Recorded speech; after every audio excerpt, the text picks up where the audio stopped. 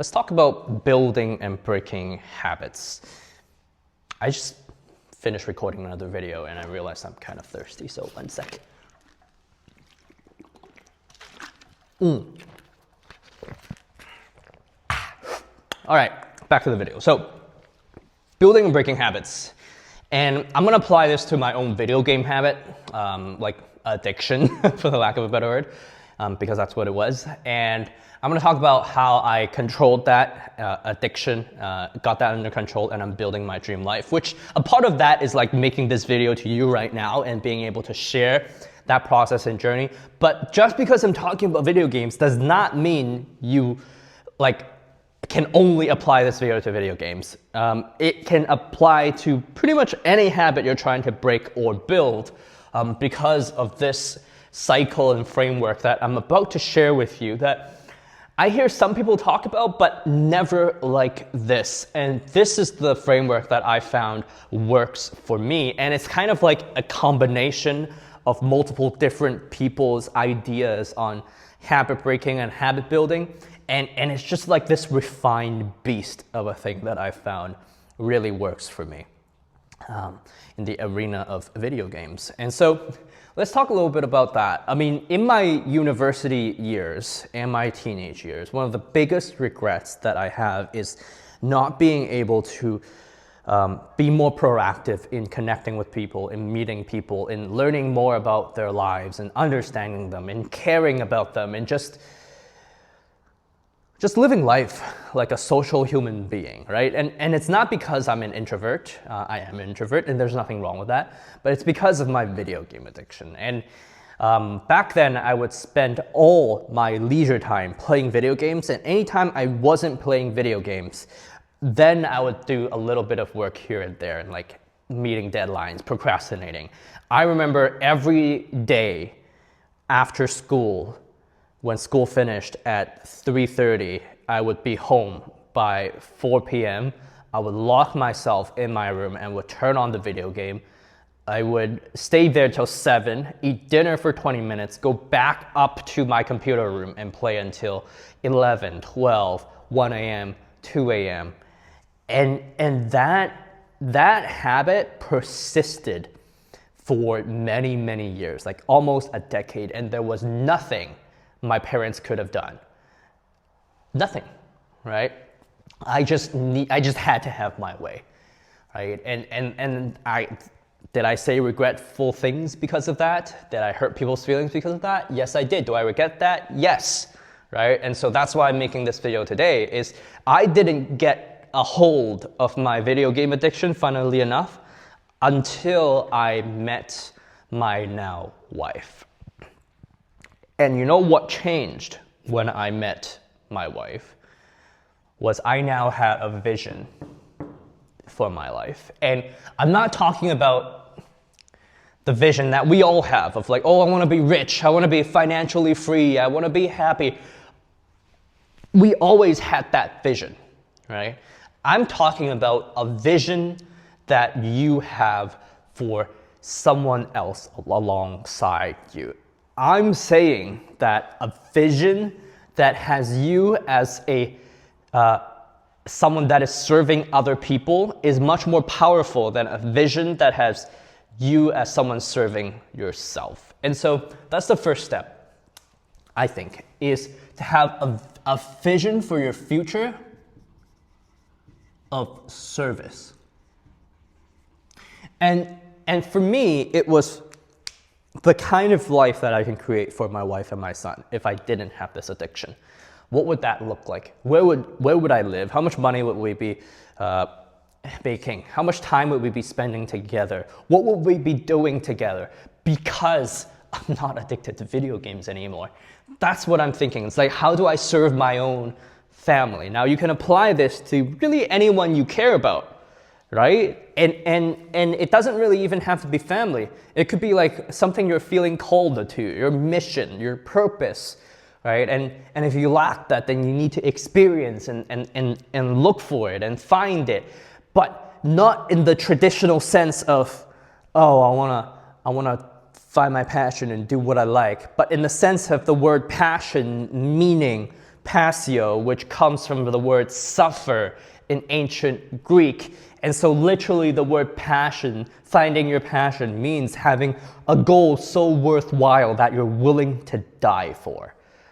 That's what the word passion means. And chances are you're not willing to die for your 9 to 5.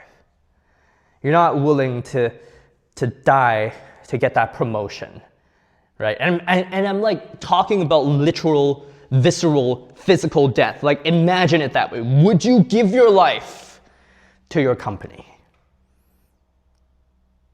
And if the answer to that question is no, I would never give my life to my company. That sounds ridiculous, and damn right it does. Then why are you doing that?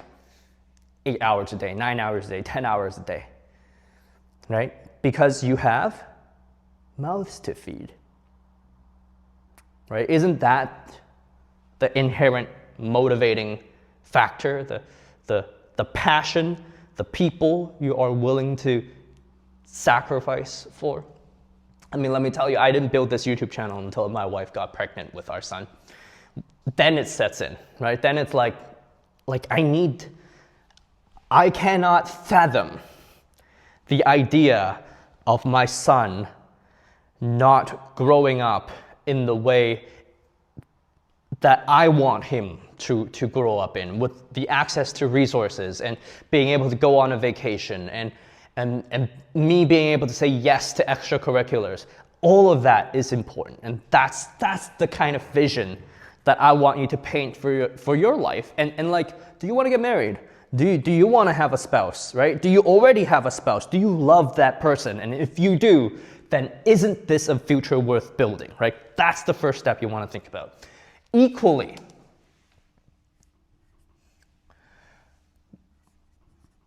this is the opposite. The future of inaction.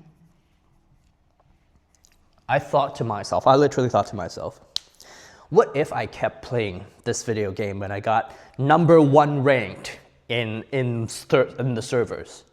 What then? How would my life change? Would I be able to sell the account? Yeah. Would it be a sizable sum of money? No. What else would I be able to do? Would I be able to brag to my friends about how I spent 12 hours a day playing video games and I'm now ranked 1 on this server? Do I want to become a video game streamer in the future? I mean, I thought about that. Those are serious questions. It may sound like a joke, but like those are serious. Like, do I want to do this full time? Is that the purpose of my life that I feel aligned and congruent with? No. Okay. Then what is this future you're building for yourself if you don't do anything about it? And chances are you're not even building the #1 video game future. Like you're not gonna go competitive, right? Like that's in my mind. I'm like, I'm just gonna play a lot and nothing will come of it. And isn't that true for so many of our vices? Like, what's gonna happen if you continue to eat high calorie and high fat processed foods every single day for the next 2 decades? Nothing good, let me tell you that, right? What's gonna happen if you continue to complain about life, continue to blame other people for every single negative thing that happens in your own life over the next 20 years? Well, nothing good, right? And so that's the future of inaction. That's like me not doing anything about it. Is it helping me build towards this future of what I call future of service to the people I love and I care about? No. Okay, and so now we have a visceral picture, and like paint this picture, play it out, like 3 years, 5 years, 10 years, 20 years. What would your life look like if you surrendered yourself to your hedonistic, self-serving desires of playing that game, of going out for that drink, of sleeping 3 hours later than the time that you actually want to sleep in your mind? Right? Like, play that out, play that future out, and you'll have a very visceral picture of hell on earth. Right? And like, that is strong language. And I want it to be strong language because I want it to leave an impression in your mind. And so this future of service, right, let's contrast that. Heaven on earth. And now, like for you like religious people or non-religious people, it doesn't really matter. Like heaven is a picture of what life could be. Right? And I mean, if you're Christian, then like, and you are a believer and you have faith and like you believe like the kingdom is already here and heaven's already here and you're already living in that life, that's a whole different thing that we're not going to get into. But what I am saying is that there is some value and weight in framing life that way, because you could already be living the life you want to live. A life that makes you happy, it makes you fulfilled. Right, a life of service, a life where you are living a life that's more powerful than the one you're currently living. Right? That is possible with a vision where you are intentionally moving away from the hell that you could be creating for yourself towards the heaven that you can create for yourself, one step at a time. And then what's the next step? Well, you probably have like, okay, like I wanna get rid of a few things in my life, right? And I want to build a few new things in my life, but I can't do that all at once, right? That would be overwhelming, right? Like, don't tell me to go to the gym for an hour a day, every single day, starting now from 5 a.m. to 6 a.m. Track my macros, track my macronutrients, and then at night, make sure that I'm on some kind of crazy diet. I'm not doing any of that. It's overwhelming. But I could go for a walk for 5 minutes, right? I could make myself drive to the gym at the end of the day. I don't know what I'll do once I get there, but I'll figure it out then. Right? Once I'm at the gym, you better bet that I'm not driving straight home afterwards. I'm gonna go into the gym and I'm gonna do something. Right? Like I might lift this weight once and be like, I'm done. I'm going home, right? That's better than nothing. Right? And so you have to have a negotiation with yourself on like, what are you willing to do? Yeah, like, are you willing to do the 1 hour a day? Are you willing to run the marathon? Or do you just want to do something, right? And so you negotiate with yourself, and don't worry and be like, I know you might be thinking like, oh, but what if I don't follow up? That's why the rest of this exists, right? What if I don't follow through? It's okay. Make a decision, do something, right? And so once you negotiate, then you find knowledge. Like, how do I do this thing? How do I get rid of it? What do I do instead, right? How do I do a push-up properly, right? A lot of us spend so much time wasted on this, like, especially the business builders. Like, how do I build the perfect business? How do I find the perfect diet, right? How do I figure out, plan all my workouts? Like, what's the perfect journal to track every single thing? That's not what you want, right? What is the minimum viable action, right? You've negotiated with yourself, you're gonna go to the gym, or you're going to spend 15 minutes less on video games every single day. Maybe instead of ending at 12 a.m., you're gonna end at 11:45, right? Or even better, instead of starting at 7 p.m., you start at 7:15, right? And so what are you gonna do in the time, in the 15 minutes, right? Do something else, right? And then you understand your cue, right? So your cue is, you have to understand, like for me, I played video games rampantly. Whenever I got home, sitting down on my computer chair was my cue, right? Everything else was automatic. Turning the computer on, double-clicking onto the game, logging in. Everything else was automatic, but my fate was sealed the moment I entered that room, right? And so could I find a way to prevent myself from entering that room, right? Well, funnily enough, yes. If I joined a club after school and I had commitment towards other people, then I found that, hey, well, I'm not gonna enter the room, right? And because video games to me was unimportant, non-urgent behavior anyways, I don't feel bad after missing a video game session, right? But I do feel bad after missing a workout because it's like important long-term stuff, right? And I mean, part of that feeling bad is the feedback that you get that we'll go over very, very soon. But before that, let's go over behavior, right? And so this is the behavior where you're like, hey, I'm going to do this thing, or I'm gonna not do this thing. Now, if you're gonna do whatever you're gonna do, that's easy. But if you're deciding to quit something, it's very hard because you're like, what do I do instead? I'm gonna sit here and do nothing. And then your mind is gonna immediately be like, what could I be doing? Well, I could be smoking. Like I could just open the game, like 15 minutes doesn't matter. Your mind is going to convince you to take the easy path, right? And so with behavior, you want to find something to replace that bad habit, okay? So maybe instead of playing video games, you want to play less video games for like 30 minutes, right? So 30 minutes, you're like, okay, what do I do for that 30 minutes? And you might be thinking to yourself, I'm going to read a book. I'm going to be educational. I'm going to go for a run, right? But what you've created for yourself is, one, you're probably, that's starting a new habit, right? And number two, you're probably not a reader, right? Unless you love reading, then go ahead, go for that, right?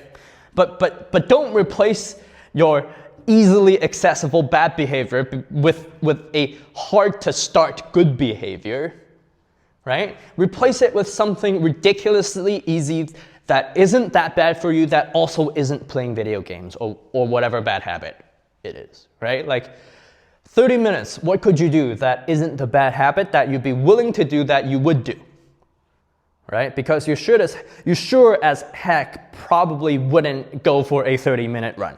What if it rains? Well, now you're thinking to yourself like, am I gonna do that every single day for all the 30 minutes? What if it rains? What am I gonna do then? Oh, I have to think of something else? No, too hard, right? And so what do? I replaced playing video games with watching YouTube videos. That's it, right? And so okay, all right, and instead of playing video games for 30 minutes, I'm gonna watch YouTube videos on something educational, right? Like personal development, business YouTube videos. I'm gonna watch Alex Hormozy. I'm gonna watch Gary Vee. I'm gonna watch Hamza. Whatever, it does not matter, right? Like just watch something that isn't video games, yeah. and that's literally it, right? Because that's something that I could do, that I would do, right? I would not go for a run or read a book. I'm not at that time in my life, right? And then I get feedback. What is the feedback? Feedback is important because feedback helps us build momentum. And the feedback either helps us build a momentum upward or it helps us build a momentum downward. And this could be a downward spiral, right? Because if we keep failing, we tend to keep failing. If we keep succeeding, we tend to keep succeeding. Now, there's a host of physiological studies behind this and like serotonin and what it does to your body and like dopamine and like all of that stuff. But the idea is the feedback that you want is you want good feedback. So if you've set yourself up for failure, like you're doing the 1 hour a day, or you're replacing it with like an hour of reading and exercise, and like you have this grand dream for yourself, but then you do it for 2 days and you're like, oh my gosh, this is hard, and you stop doing it. And then you enter yourself into this negative feedback loop of, oh, I'm failing. Here's where you're gonna end up. You're gonna end up back to inaction, right? And so that's when you're like, hey, right? If you're in a negative feedback loop, you negotiate with yourself, right? You're like, oh, maybe this stuff is too hard. Maybe I should dial it back a little. Like, and you're asking yourself the question, like, what would I actually be able to do that I could reasonably succeed at? So for example, if you're trying to quit, or I was trying to quit my habit, actually bad habits, but anyways, if you're trying to quit a bad habit that you're doing every single day, right? The first kind of quitting would be like cold turkey, I'm gonna quit, right? And then you go back to it, and you go back to it, and you go back to it, and you're like, oh my gosh, that's too hard for me, I'm gonna renegotiate. What if I just quit for one more day than the last time I quit, every time I quit? What do I mean by that? Well, okay, so today I'm not gonna engage in that habit. I'm gonna quit for today. I'm not gonna do it, right? I'm just not gonna do it. Successful, yes. Tomorrow I'm gonna come back, I'm gonna be like, all right, I'm not gonna do it. I'm not gonna do it. Successful, great. The third day rolls around and you're like, oh, I really want to do it, but I shouldn't, and oh, whatever, I'm gonna do it. You do it, and you feel bad afterwards, and you're like, oh my gosh, I did it, what do I do now, right? Okay, you just quit for 2 days. You just quit for 2 days, right? The next time, try quitting for 3 days. Yeah, I'm gonna do one more day, right? Just one more day, 3 days. And then you do 3 days, and you're like, oh, can I do a 4th day? Maybe you can, maybe you can't. And if you can't, oh my gosh, I'm back at it. And then the next time, you're like, I'm gonna quit for 4 days, right? Because you quit for 3 days last time, you're gonna quit for 4 days. Aim for 4 days, right? You keep going down that pathway, right? So you're doing like a negotiation with yourself on the frequency, right? And then eventually, maybe you'll just quit altogether because you're on such a streak, right? And then if this doesn't work, then you can negotiate with yourself the criteria that constitutes quitting, right? So you're like,